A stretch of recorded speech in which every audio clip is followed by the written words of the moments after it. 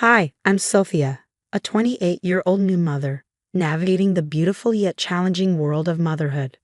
The first days at home with my newborn son were a whirlwind of bliss and exhaustion. Despite the immense joy he brought into our lives, the physical recovery from childbirth was tougher than I anticipated. The house was in constant disarray, laundry piled up, and dishes rarely made it out of the sink. One afternoon, as I was trying to soothe my crying son, the doorbell rang unexpectedly. It was Linda, my mother-in-law, who popped in unannounced. Her eyes quickly scanned the cluttered living room before settling on me with a blend of concern and disapproval. "I thought I'd come and see how you're managing, dear," Linda said, stepping over a stray baby toy. "Tom mentioned you might need some help." "Thanks, Linda. Things are a bit hectic, but we're managing," I replied, trying to mask the stress in my voice. Linda walked into the kitchen, where the clatter of unwashed dishes echoed around us. "It looks like you could use more than a little help," she remarked, her tone sharp. "This place is a mess. Is this how you plan to raise my grandson?" Her words stung, and I felt the weight of her judgment crushing my already fragile spirit. "I'm doing the best I can," I said defensively, holding my son a little tighter. Linda sighed heavily. "Sophia, being a mother is about prioritizing, and right now, it seems like you're not prioritizing anything at all." I was about to respond when Tom walked in. Seeing the tension, he quickly tried to diffuse the situation. "Mom, Sophia is doing an amazing job. It's been tough with the baby not sleeping well," Tom said, trying to defend me. Instead of backing down, Linda turned to Tom.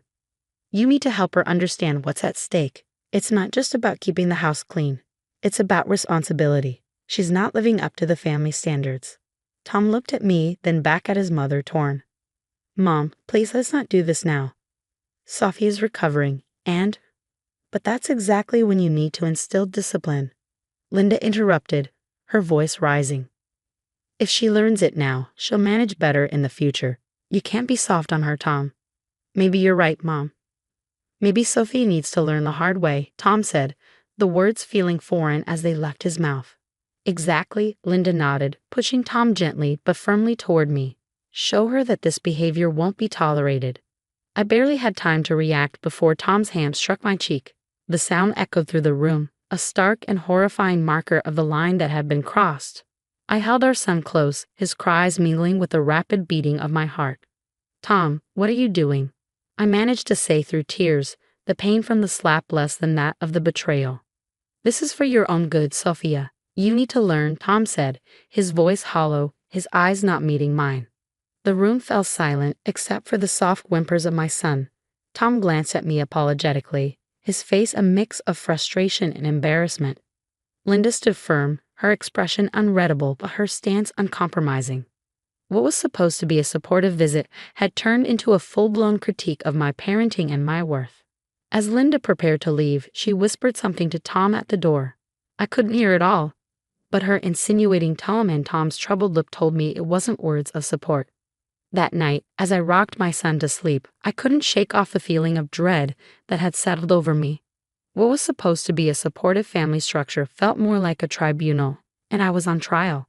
As I tended to my son and my stinging cheek, the clarity of my next steps formed amidst the chaos. I needed a plan, a way out, not just for my safety but for the well-being of my little boy. The house that once felt like a home now felt like a trap set by the very people who were supposed to love and protect us. The night after Tom slapped me under the manipulative guidance of his mother, Linda, I couldn't bear to sleep next to him. With my baby in my arms, I retreated to the nursery, a room that had been a sanctuary of sorts these past few weeks. As I rocked my son back to sleep, the events of the day replayed in my mind, each replay sharpening the pain and betrayal. The next morning, while Tom was at work and Linda presumably in her own domain, I made the call. Jessica answered on the second ring. "Jess, it's me. I need that help you offered," I said, my voice a mix of fear and determination. "Say no more, Sophia. I'll come by today with my truck. We can store your things at my place until you figure out where you want to go," Jessica responded, her voice firm and reassuring. The plan was simple but risky. I would pack as much as I could during the day, focusing on essentials for my son and me. Jessica would help me move everything to her place in the evening. We decided it was best to leave before Tom came home from work. I knew if I faced him, he might sway me with apologies, or worse, the influence of Linda might prevail again. Throughout the day, as I packed every outfit, every baby toy felt heavy with memories and what-ifs. But the echo of Tom's slap and the look in Linda's eyes were all the reminders I needed that staying was not an option. By late afternoon, most of our things were boxed up and hidden in the garage. Jessica arrived just as the sun began to set, her presence a beacon of hope in what had been one of the darkest days of my life. "Ready?" she asked as she walked in, taking in the scene of our life reduced to boxes and bags. "As I'll ever be," I replied, holding my son a little tighter. We worked quickly, loading the truck with the stealth and speed of a well-oiled machine. The nursery, my sanctuary, was the last room I cleared. I took a moment there, a silent goodbye to the life I had hoped to build with Tom. Driving away from the house, I watched it disappear in the rearview mirror, a chapter closing with a heavy but hopeful heart. My baby slept quietly in his seat, unaware of the change but finally safe. This was the first night of our new life, one where fear and manipulation would no longer hold sway. Safe at Jessica's place, my resolve only grew stronger. The peace and support I found there contrasted sharply with the oppressive atmosphere of my own home. It was here, in this sanctuary, that I began to meticulously plan how to expose Tom and Linda for their true colors. The idea wasn't just to escape, but to ensure they couldn't twist the narrative to their advantage or ever do this to someone else. I started by reaching out to family and friends under the guise of catching up.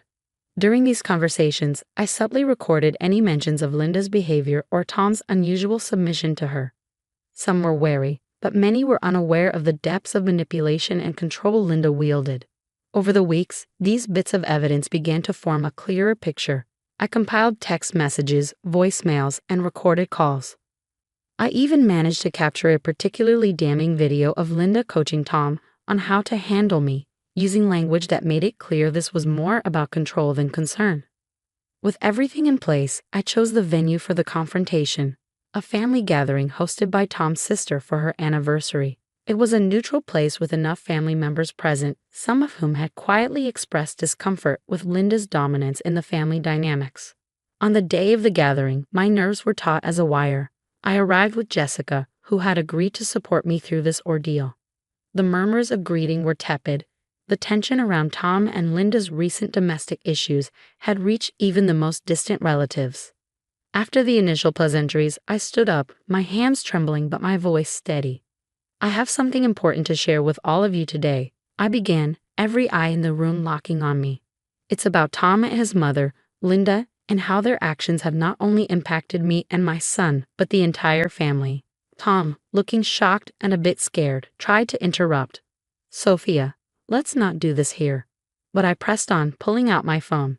"This is not just a domestic issue," I said as I connected my phone to the Bluetooth speaker. The room fell silent as the recordings played.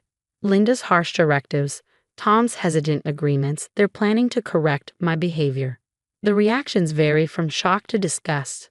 Tom's aunt, who had always been fond of me, looked particularly betrayed. "Is this true, Linda? Were you forcing Tom to do these things?" she demanded. Linda's face was a mask of fury and panic as she tried to deflect. "These are just out of context." But Tom's cousin, a quiet observer until now, stood up. "No, they aren't. We've seen hints of this for years. We just never wanted to believe it." The confrontation turned the tide. Relatives began sharing their own observations and experiences, slowly painting the portrait of a woman who had manipulated her family under the guise of matriarchal concern. Tom sat there, pale and silent, finally seeing the web his mother had woven around him. As the family meeting turned into a heated debate about Linda's influence, I felt a weight lift off my shoulders. The truth was out, not just for me to see, but for everyone. After the storm of the family confrontation, the aftermath was a quiet, somber realization for everyone involved. Tom's family, long under Linda's sway, now saw her manipulations for what they truly were. The collective shock was palpable, the discomfort undeniable, as they all came to terms with how deeply Linda's influence had burrowed into their lives. For me, the decision to leave Tom was as painful as it was necessary. As the family gathering dispersed, the finality of my choice settled in. I gathered my son, who remained blissfully unaware of the turmoil around him, and with one last look at the family home, I stepped into the unknown. Tom watched us leave, a mixture of sorrow and resignation in his eyes. His voice, once so familiar, now seemed like a distant echo as he whispered a feeble goodbye. Linda, on the other hand, faced a harsher reality. The family she had controlled so tightly now turned their backs on her, each member grappling with their own betrayal and misplaced trusts. The blame for breaking the family apart was placed firmly at her feet. Her attempts to regain control fell on deaf ears. The evidence and collective testimonies at the gathering had been too damning. In the weeks that followed, Tom tried to reach out, his messages a mix of apologies, pleas for understanding, and promises of change. But the memory of his hand raised against me, the echo of his mother's voice in his actions, were barriers too great to overcome. The trust was shattered, and with it the foundation of our marriage. I found refuge in a small apartment far from the neighborhood I once called home, a place where no one knew my story. Jessica remained my steadfast supporter, helping me navigate this new phase of life. My days were filled with the simple routines of caring for my son and rebuilding a world safe from the shadows of the past. The healing process was slow and often painful. There were days when the weight of everything that had happened felt overwhelming, but the freedom to make choices without fear of manipulation or abuse was a powerful motivator. I attended therapy, joined support groups for single mothers, and gradually, the fragments of my old self began to knit back together into someone stronger, more resilient. My son's laughter became my anchor, his milestones a series of light points guiding me forward. As he grew, so did my confidence in our future, one I was now cracking on my terms. Months turned into a year, and one evening, as I put my son to bed in our cozy living room filled with drawings and toys, I reflected on the journey. The pain of the past was still a shadow, but it was a shadow dwarfed by the light of new beginnings. The support of friends and the unconditional love of my son had woven a safety net strong enough to catch me on the days I faltered. Sitting down with a cup of tea, I finally felt ready to share my story. I started a blog, a space to speak about my experiences, to connect with others who might be facing their own battles against manipulation and abuse. Each post was a step further away from the victim I had been and a step closer to the advocate I was becoming. As our story of resilience and courage concludes, I want to pose a thought-provoking question to all of you. Do you believe it's possible to fully break free from manipulative family dynamics, or do the shadows of such relationships linger in our lives forever? Share your thoughts and experiences in the comments.